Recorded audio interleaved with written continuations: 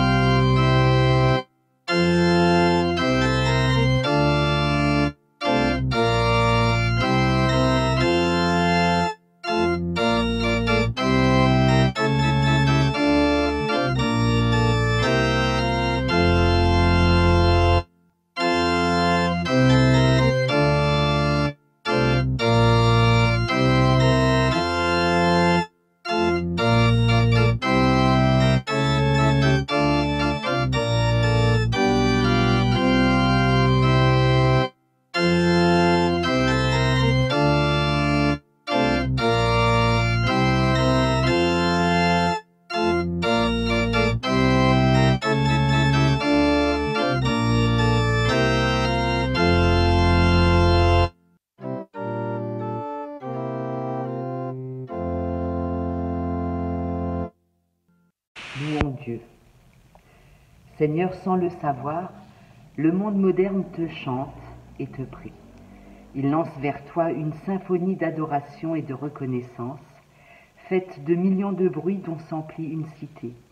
Le bourdonnement des autos, des motos, des vélos, des piétons, les cris des enfants dans les cours de récréation, les klaxons des SAMU qui répondent aux appels, les harangues des vendeurs sur les marchés et les angélus le matin, à midi et le soir, qui ordonnent les jours. Alléluia. Ce matin, c'est dans le livre des Actes que nous lisons le passage biblique. Ce passage raconte la venue de l'Esprit Saint puisque nous fêtons aujourd'hui la Pentecôte. Lorsqu'arriva le jour de la Pentecôte, les disciples étaient tous ensemble en un même lieu. Tout à coup, il vint du ciel un bruit comme celui d'un violent coup de vent qui remplit toute la maison où ils étaient assis. Des langues leur apparurent, qui semblaient de feu et qui se séparaient les unes des autres. Il s'en posa sur chacun d'eux. Ils furent tous remplis d'Esprit Saint et se mirent à parler en d'autres langues, selon ce que l'Esprit leur donnait d'énoncer.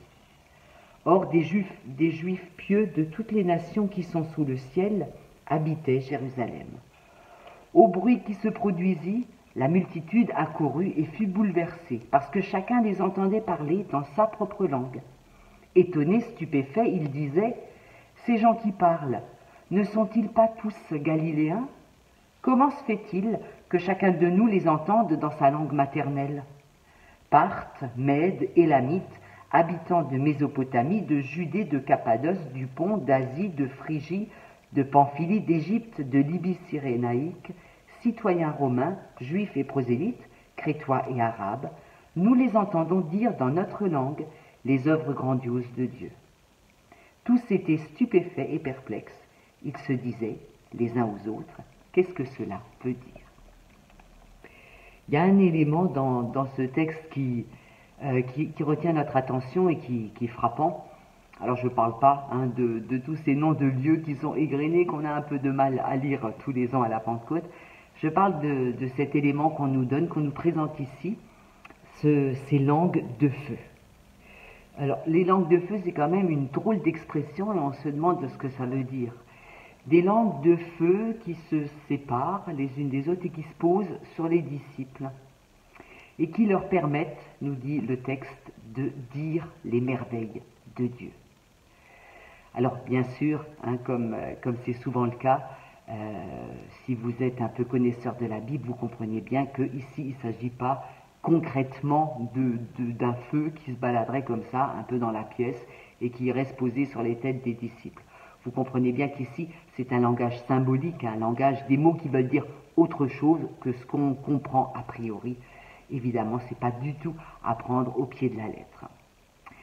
Alors, langue de feu, voilà, c'est une expression imagée qui parle de choses qu'on ne peut pas voir.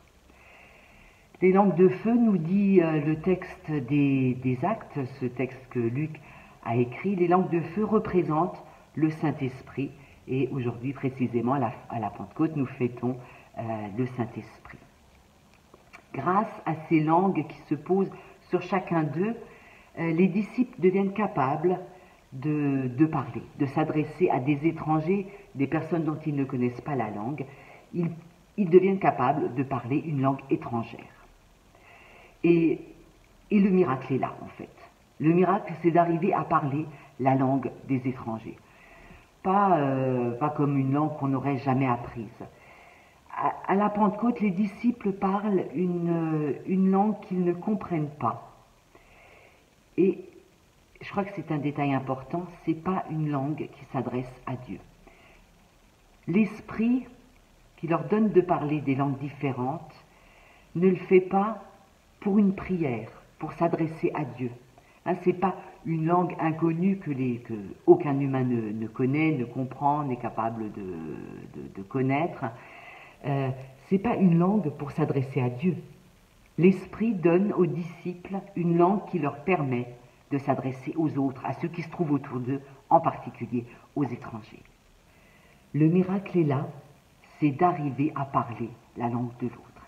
C'est d'arriver à entrer en communication avec celui qui est étranger, celui que je ne connais pas, celui qui est étrange, qui est inconnu.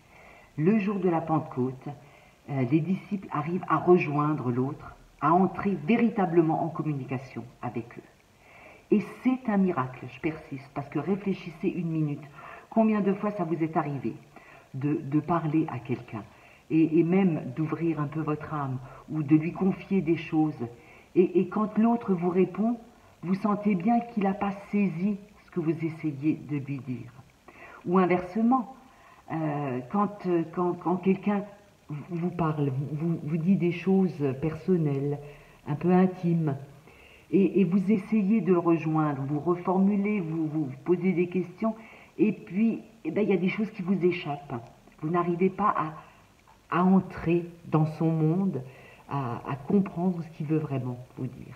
La communication, c'est un art difficile et on se rend bien compte trop souvent qu'on n'arrive pas à rejoindre l'autre là où il est, là où il se trouve, dans ses angoisses, dans ses doutes, dans ses questions, dans ce qui fait son être.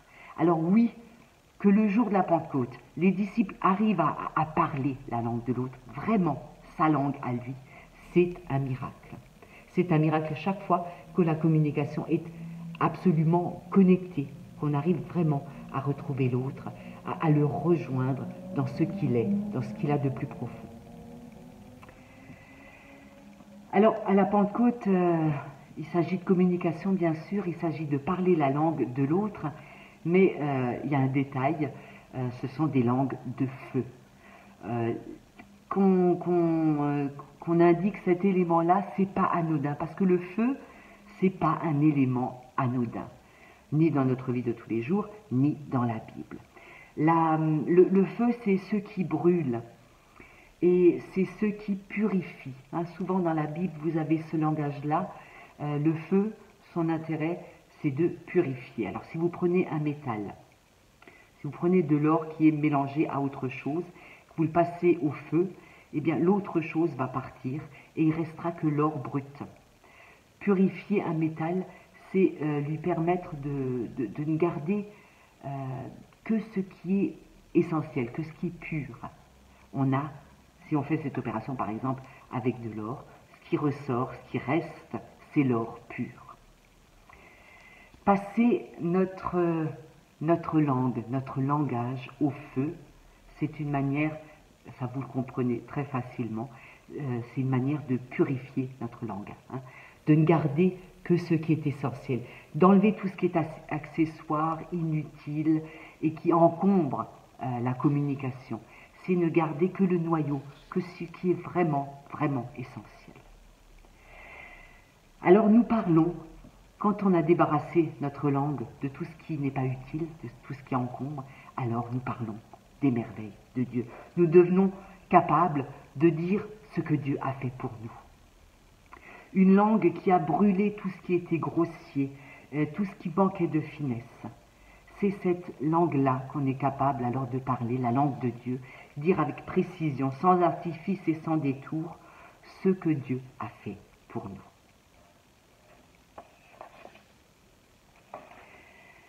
Ces langues de feu dont parle Luc dans ce petit passage, vous l'avez remarqué peut-être, ces langues de feu ne permettent pas de devenir des champions en langue, des champions de la parole ou des orateurs brillants. C'est pas du tout ça le but des langues de feu. Ça fait pas de nous tout d'un coup des super orateurs qui laissent tout le monde bouche bée.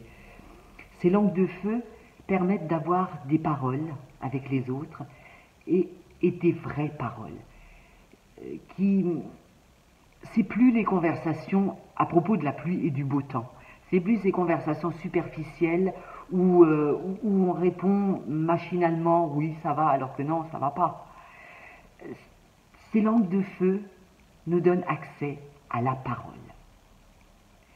La parole, et vous le savez, lecteur de la Bible, la parole c'est un concept ultra important puisque au début de la Bible, on nous dit que c'est la parole qui crée le monde.